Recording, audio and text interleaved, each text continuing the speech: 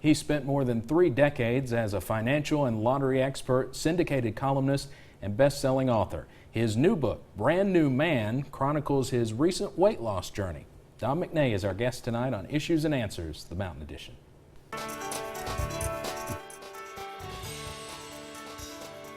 Issues and Answers, the Mountain Edition, is sponsored by the City of Hazard. Come home to the mountains.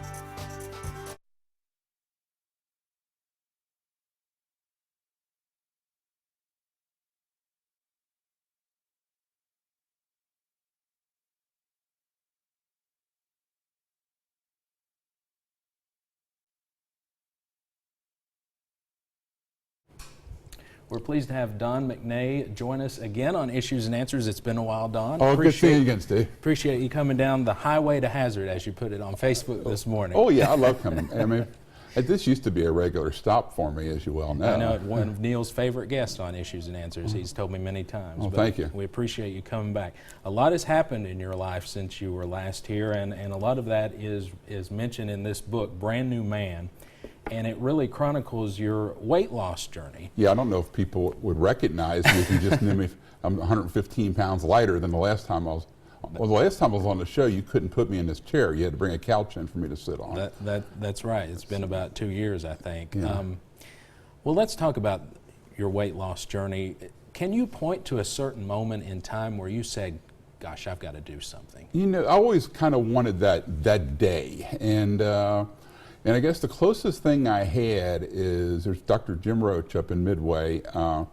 One night at 4 a.m., I got up in the middle of the night and I wrote him an email. And I had gone to him before, but he had never been he wasn't my regular doctor. Mm-hmm. And I'm like, Dr. Jim, I have to do something about my weight.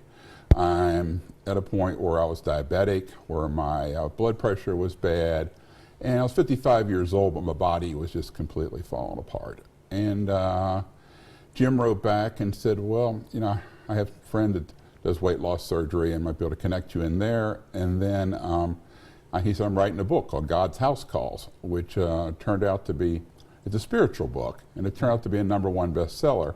I own a publishing company. So I said, hey, you want to write? So he wound up getting a #1 best-selling book, and I got to lose 115 pounds. And so you always wonder if it was like God's moment of getting me to the right place at the right time, but it seemed to play out that way. What were you at your heaviest point? 377 pounds.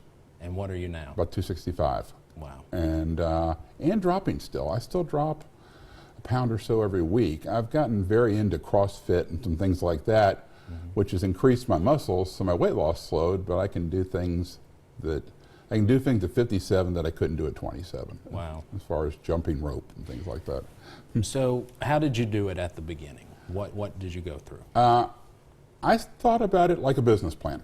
I sat down and thought, what do I need to do? Where's my result? And I thought, okay, I have all this experience in working in business and finance. So I'm going to kind of use that knowledge and wrote it out just like a business plan. Here's where I want to be. Here's where I want to be a year from now. Here's how I can organize my life, and did it in a very systematic manner.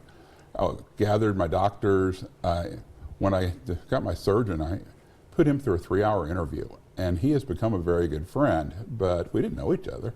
And don't think many patients do that to you, but he was a good one, and I had all this research I had done. If you look at the book, you know, there's like 50 pages in the bibliography of research and footnotes and all that sort of thing.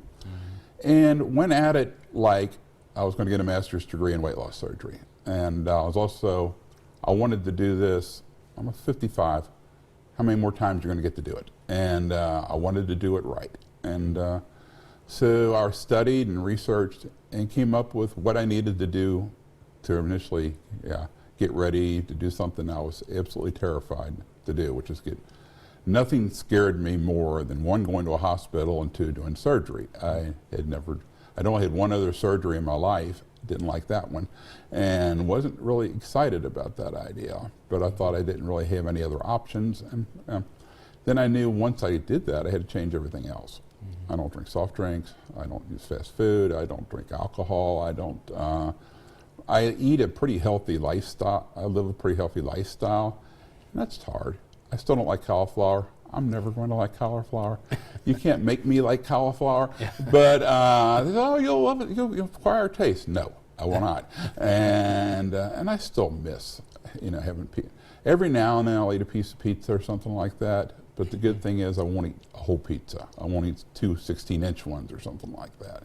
So there's that portion control thing that comes in. And I feel so much better. I mean, I just feel, I didn't realize how bad I felt until I felt better. Yeah. That things that I can do now that I couldn't do previously, and also just my energy levels are so much higher. And really, I was afraid, there was always this fear in the back of my mind that my life changed. Maybe I wouldn't be as good at business, and the opposite happened. I was better because I'm more alert and I'm more on top of things. And, or that, people they fear change. I fear change. I was scared to be a brand new man. I didn't know what that brand new man was going to be about, but it's worked out. What type of surgery did you have, and what was the recovery process like? I had something called gastric sleeve, which was a newer type of surgery, and I had it just outside of Lexington, and my recovery went pretty quickly. I purposely did it on the 1st of December, thinking that I would have the holiday season, and I thought I'd be off work for about 2 months, and and of course, for my kind of work, I was doing something a couple weeks into it. I can write and I can do financial calculations and things, but I would get tired. It took me really about 6 weeks to get fully back into it again. And then I knew from there I had to do things I had not done before, like exercise. That was something I hadn't done since really when I played high school sports. And so getting back into starting that, I started by walking and just escalating. And there's a thing in the book about how I did a 5K in August, and there was 3,822 people in that race who finished the race, and I finished last. I finished probably 20 minutes behind anybody else, but I finished. And I was very proud of that. There's a moment where I'm like jumping up and down. Yeah. And it's the picture that most associates with the book, because I look so happy, even though my feet were killing me and I thought I was going to die. It's August, it's 100 degrees, it was miserable. But I was just determined I was going to make it to the goal line. And now if I do it this year, I'll probably do pretty well. In my age category, I'll do pretty well. I entered the CrossFit Games. I'm doing that.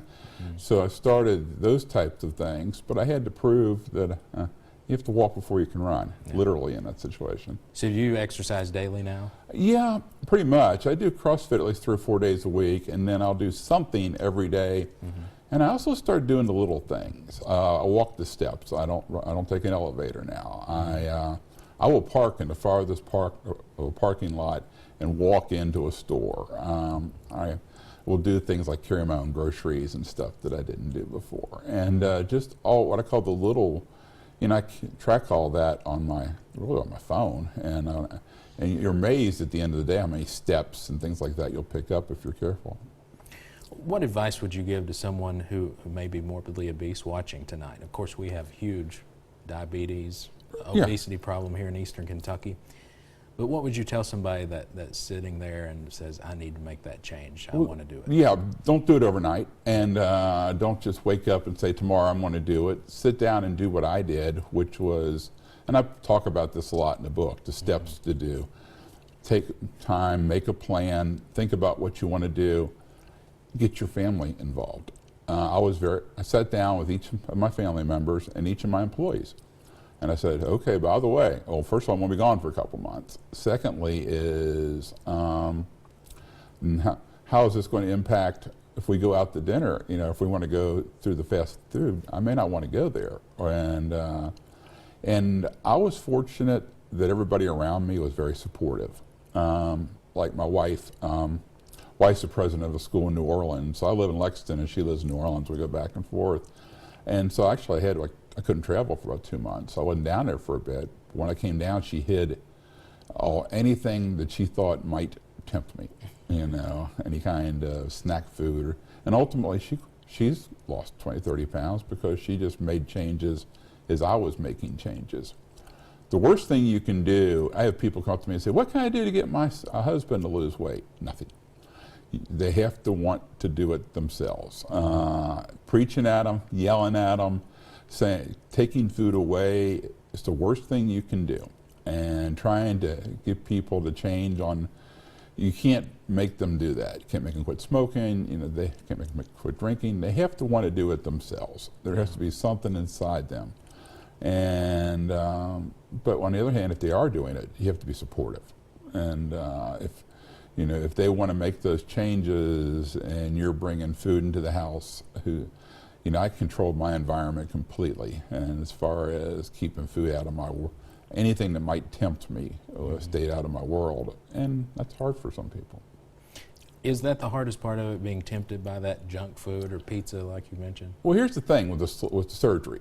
It takes that control factor. And I've lost weight before. I've never lost this much, but I've lost 70, 80 pounds. I've gained it back, gain back. Yeah. Because there are days when I come home and I'm highly stressed, and there's one night I'm like, I'm just going to order a pizza. Well, and in the old days I could have went through a whole 12, 16-inch pizza, and then the next day you think, I had the pizza one day. You fall off the wagon just like an alcoholic would. Yeah. With the surgery, I order my pizza, I could eat 2 pieces of it, and then I made the smart decision, I threw the rest of it away. And it wasn't sitting in the fridge all week, and I got back on track the next day. So it keeps that control mechanism, and I think that's important. You're going to have your bad days. And there are things I don't do at all. I haven't had, like I say, I hadn't had soft drink in almost 2 years now. And they miss me. I don't know what the Coke, McDonald's, Pepsi, all those people, I don't know what happened to their stock since I've gone on the diet. I noticed they've all gone down, and I can see why, because they love me. Yeah. And I'll stop at McDonald's or something every now and then, but I'll eat maybe half of a cheeseburger or something like that. So it's different. Yeah. Do you want to lose a lot more, or are you about where you want to be right now? Ideally, I would like to lose another 40 pounds. That would put me right about the weight I'm supposed to be at. But I'm not as worried about it for 2 reasons. One is, I'm 57, it's harder to lose weight. In my book, I have a 21-year-old who lost 175 pounds, and Elizabeth Witt, she's a student at Eastern Kentucky University, and she, she just looks stunning. And one day I saw my surgeon, I said, how come I can't get to where I look as perfect as she does? She said, she's 21 and you're 55. And so it's just a different kind of, there are things there that are going to, I'm more worried about health than I am looking, being a hot model or something like that. I haven't had any of the magazines wanting me to go into that kind of stuff yet. But you never know, it's possible. But as far as, I want to be healthy. I want to live. I got 3 grandkids. I want to be around for a long time, and not just live, not just survive to an old age. I wanted to be active and do things, and getting rid of the diabetes. The diabetes reversed as soon as I did the surgery, and there's something within the surgery that causes that to happen in 80% of the cases. And I was lucky, I was one of the 80%. So my blood sugar went to normal 2 days after the surgery, before I even lost the weight. And it stayed that way. Well, all the if you've had diabetes or know people that do, where you're kind of like, you're going up and down, and your sugars hit you, and I'd lose my temper over stupid stuff. And well, it doesn't happen anymore. And just having that very level energy levels all day long, no, that was worth it just for that. If I didn't lose a single pound just to have to feel good all day and to wake up every day and you're always feeling good, that was well worth it. And everything else has been a bonus as far as I was concerned. Yeah. You talk a lot about your support system, your doctors, your family. How important is that to have if you're doing this? Huge. And I call my dream team of medical advisors. And I was lucky that my doctors, my 2 primary doctors, Jim Roach and Phil Hoffman, the ones who are mentioned, were longtime personal friends. I had a dietitian who was a longtime friend, and then Dr. Weiss, my surgeon, became a friend, and he's the one that got me interested in CrossFit. And so I see him all the time at the gym now. And So I had people that I knew I could really trusted and connected with, and then my family was there. They were supportive, and they wanted me to make it.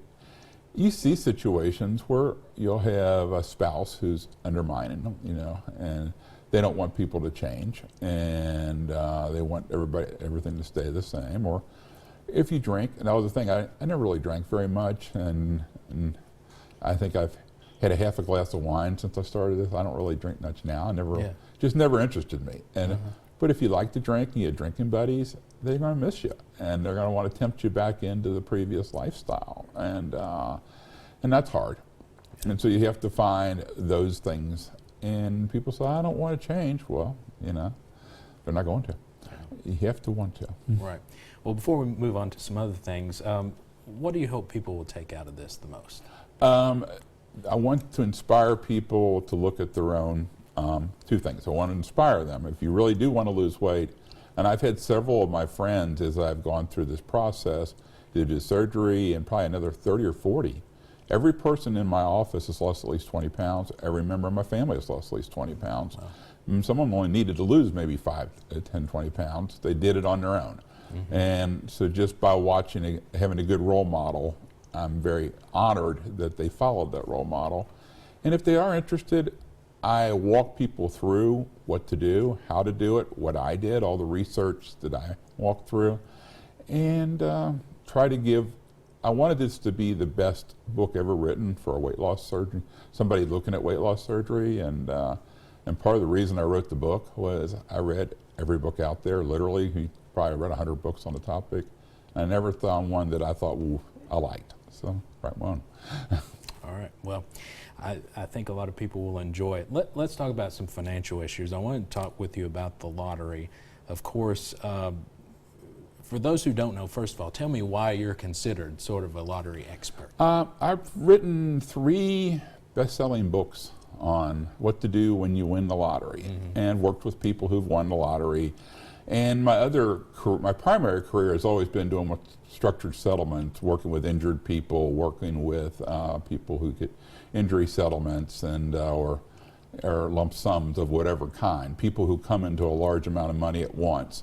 I've done that 34 years now. And so that always had been the area that I studied. And so working with lottery winners was kind of a natural thing to do. And then when I started my syndicated column, I started writing for Huffington Post, suddenly when I started writing about lottery winners, there was always an audience for that. And then I've been on, a couple thousand TV shows all around the world, and plus I've been on CBS News, been on the morning show. CBS has been very good to me. I think I've been through every possible thing you can be there as far as the networks, affiliates, stations, but I've been on all kinds of major television shows and radio. Whenever the lottery gets hot, I might do 100 interviews in a 2-week period. Yeah. Well, I was here, but in January, but I was also on a lot of major shows in California. For some reason, I'm really popular in LA. And I haven't been to LA in 10 years, but they do it all on video.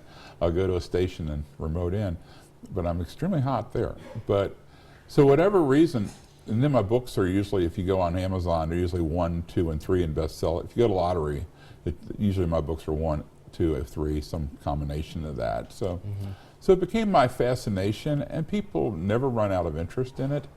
And if you do win the lottery, Steve, call me, but don't go on TV. First thing I tell people is not to go on TV and tell people that you won and held a big check out.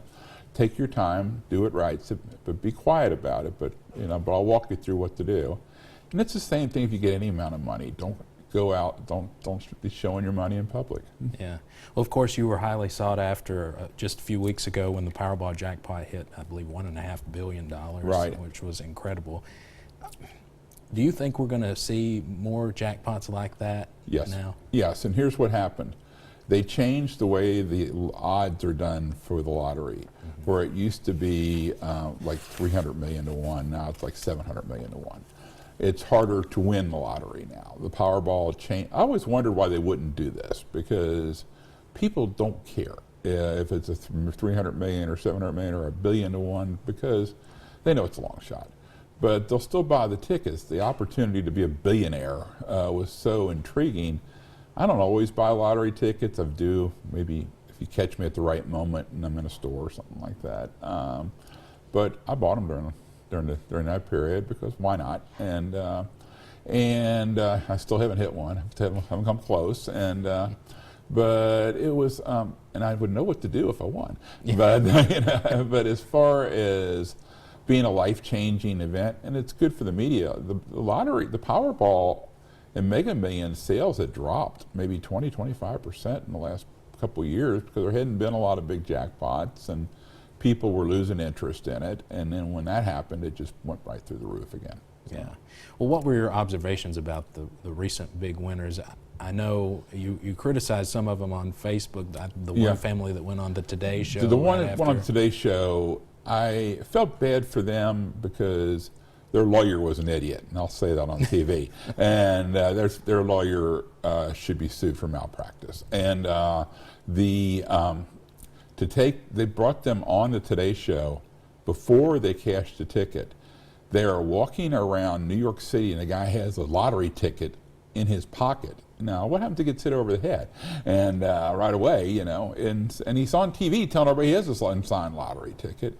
And he goes against my primary advice, which was to not tell anybody that you won, and also take your time and set up your systems. There's somebody in Florida that just won a few weeks who just came in that same pool. The one in California still has not come out. But they came out about a week ago, and the one in Florida, it's obvious that they had some financial advisors in place. They were putting the money into a trust. They had thought it through very carefully. They kept it completely quiet, even to their own family members. They did all the things to set themselves up to hang on to the money.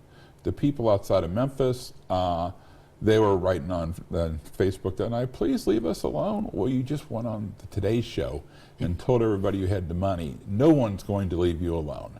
Everybody has a sad story. Everybody's going to try and sell you something. Anybody you might have thought you've known in your entire life, your best friend from grade school is suddenly going to knock on your door and want to borrow $100,000 and borrow. They never pay back, but they borrow. Mm-hmm. And so you see these things, and you're just asking for trouble. When you go to a lawyer, the lawyer should be the one setting up. The first thing I tell people, that if you win a lottery, find a lawyer. And I prefer they call me and I coordinate. But if they don't know that, then go to an attorney and let them start setting up the things like your will and your estate and your trust and finding you a good advisor and accountant and all that sort of thing that you need. You need a team, and you need somebody to coordinate that team. And but when you just have one day and you're on TV. The interesting story, because the producer from the Today Show called my house that night at 11 o'clock. And I guess they were looking for some kind of advice on that, but I had already gone to bed and I missed the call. And by then the show had already, by the time I woke up and found the call. And so I always wondered if it had to be about those people. But I figured it was just, they wanted to see if they're legitimate, I guess. I don't know what they're calling. Well, I think we had a $1 million Powerball ticket sold right here in Perry County. Yeah. Is your advice the same for the smaller winners as the bigger winners? Yeah, same thing. I always have 5 points. One is to keep it quiet as best you can. And with the $1 million ones, I've had people who won $1 million before that nobody ever found out about, even in Kentucky, that they very quietly did it and just slipped through the cracks. There wasn't any publicity about it. And then take your time. I try to get people to take the money over time, which you can't do on $1 million. You can do it on the bigger ones. And so I try to take the money over the 20 and 30 years instead of taking the lump sum. 98% of people take the lump sum, but I still want them to take the payments. And when people get in large arguments with me about that, I want them to find a financial advisor who's worked with that kind of money before. So if you've won $1 million, find somebody who's worked with more than $1 million. If you win $100 million, find somebody that's worked with $100 million. So don't be letting somebody learn how to invest big money with you with your experiment. And last thing I tell people to do is give back to society. Give some, like the Bible says, give tithing or whatever. Give something back to society. As far one of the better ones, there's a lottery winner out in Iowa, and And I try to tell people not to go public. In Kentucky, you don't have to have the news conference, but you have to let people know they have to release your name. In Ohio, Indiana, some other states, you can be completely anonymous. And there was one in Iowa where they had to release their names. And so, but they're quiet about it, but they bought a sewage system for their small town. You know, that was several $1 million. They needed it. It helped everybody. And I thought that was a good idea. Just doing something with the money that gave back to everybody around them. Now they still, you know, they've bought them a nice house and did all that kind of thing too. But they haven't gone crazy.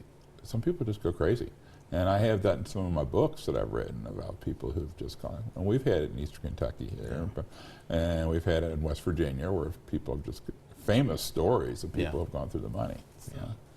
Well, we're quickly running out of time. I want to pick your brain about a couple of things real quick. Sure. Financial predictions for 2016. What about interest rates? Interest rates are going to keep dropping down. They're going to stay where they are or maybe drop a little bit. The economy, worldwide economy, is being pushed down by a lot of things right now. You look at what's going on in Europe and China. Look at oil and gas and how, you know, of course, they dramatically impacted the coal industry, but it's also impacted everything. And even though it's great that we can drive around for $1.50 a gallon, it's impacting industry quite a bit. And I think we're going to have a slow year. I think it's going to be a slow year for the economy. So. What about the stock market? Been some wild swings lately. There have been, and I think that's going to stay down. And the instability in other countries, election years are usually not good years for the stock market because you want to see who the next president's going to be before you make your decisions about things. And so until we know in November who that's going to be, because if you get a Donald Trump or a Hillary or whoever, it could be a very, very different war. How we tax things, how they impact certain industries, it's going to be very different. So, well, we'll bring you back after the election and talk about that. That sounds great. Final question. One thing I love about your books and columns is that you always quote songs and movies. Yes. You quoted one of my favorites, Mr. Holland's Opus, in this book. That's one of my favorite movies. Oh, I love that one. Who's your favorite band? Springsteen, Jackson Browne are my favorite performers. I've seen both of them at least 15 times. And wow. So. Did you see them in Louisville recently? I know, it's funny. It's one of the guys that worked for me went up, and I was busy working on the book, didn't even realize he was in town. It was last weekend. You know, I had all the things going on there. And he said, I'm going to go see Bruce Springsteen. I said, I'm killing you. I didn't get tickets. Do you have a favorite movie? The Godfather. And I thought it was incredibly well written, and it's an excellent book. And my wife says it's a wonderful life, and if I don't mention that, she'll kill me. So. All right. Well, Don, we're out of time. Appreciate you joining us. Good seeing you, Steve. Congratulations Thank on you, your buddy. weight loss. And thank you for joining us. We'll see you next time on Issues and Answers.